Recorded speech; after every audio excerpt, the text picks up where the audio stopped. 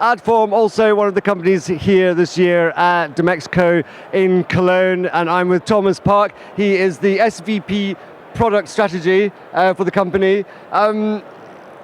We're here at DMEXCO. There's an awful lot of ad tech going on here. What are you getting from it so far? It's only day one, but what are you picking up so far from it?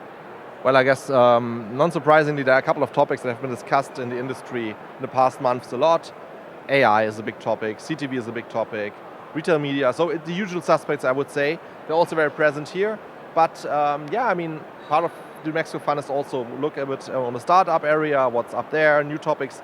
But I would say the main three things: omnichannel, in form of CTV mainly, retail media and AI very clearly are the talk of town here. Okay, well, we're going to pick up on some of those a little bit more in a minute, but talking about Gen AI, there's a lot of talk about generative AI, to give it its full name.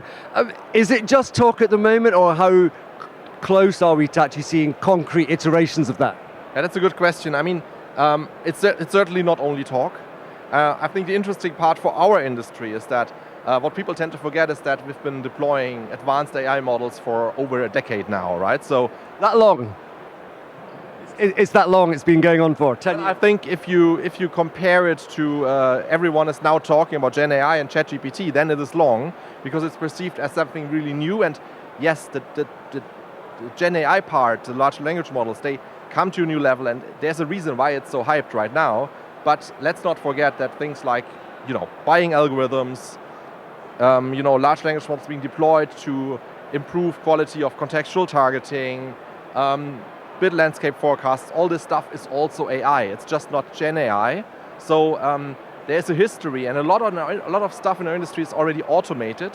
So if you look at, I would say, at the society level discussion about Gen AI, then it's about, jobs will be replaced and everything will be automated.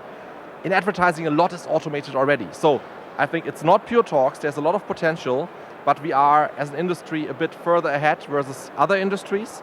And as such, the implications will be a bit more incremental than revolutionary. That's my take on it. Well, you mentioned some things that I just want to pick up on. You're in this industry, the ad tech industry, but you're also a consumer. You're also someone who uses this technology. You get these adverts coming at you, all these programmatic things that might be relevant, might not be. I mean, where do you see like the shortfall still being, or are you quite happy with the way it is now as a user? Well, I think no, I'm not happy with it as a user. I think that's still a bit of, let's say, I think the thing, I personally believe, also from my own experience as a user, the thing with advertising is if it's good advertising, if it's well targeted, if it caters to your needs, then it's welcome.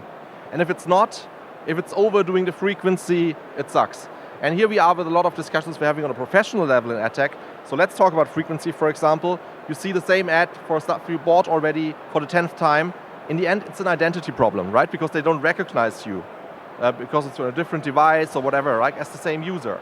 So I think there's still a lot room to improve, because the discrepancy between, personally perceived good ads and annoying ads is still massive. So I definitely don't think we're done as an industry. That's still a journey we're on. And another journey we're still on is, and I want to ask you about this, is Google's decision not to get rid of cookies after all, after the whole industry thinking, it's coming to an end. That sort of all got turned around. How's that impacting on Adform?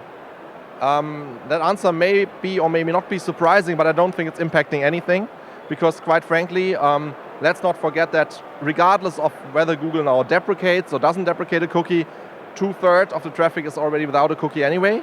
So it's only one browser. Yes, it's the biggest, at least in most geographies, but it's only one browser out of 3 major browsers, plus many smaller ones that still support third-party cookies.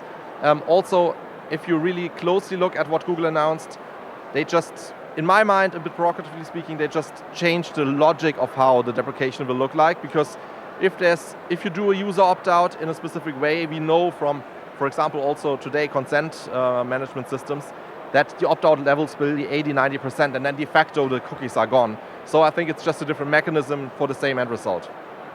And just finally, talking about sort of other environments, I mean, you have, the theme here is prompting the future.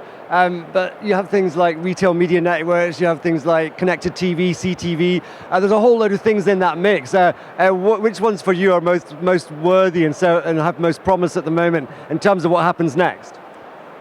So I think it really depends on from which angle you go in, right? So if it's about the, let's say, planning side, then I believe that we're now at a point in time where with CTV becoming not only a talk but really a tangible spend magnet in the budgeting, digital out of home coming into the mix, then we are now again at a point where a really omni-channel proposition to media planning, to media strategies is, it's almost there. And I think if we play it right, we can get there by thinking about the data signals, not treating CTV like linear TV, but treating it as a digital channel, harvesting on the better targeting capabilities that are there and stuff like this. So I think there's if you are a planner, if you are a marketing person, then that's the most exciting part.